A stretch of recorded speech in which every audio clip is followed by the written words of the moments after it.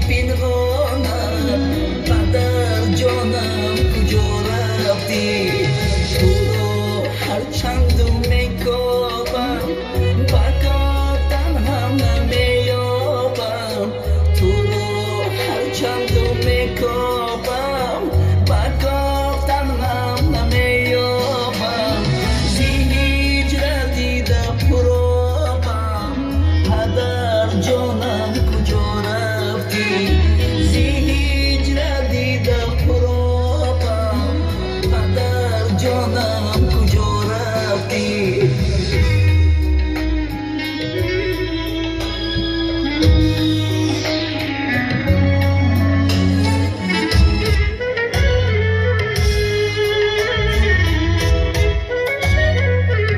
تشکری کلام برای سرود پدر. بیا برای بزرگی پدر و مادر که ستون خاندان ما و شما پدر و مادر است. یک قرصه که خود را دریغ نمی‌داریم.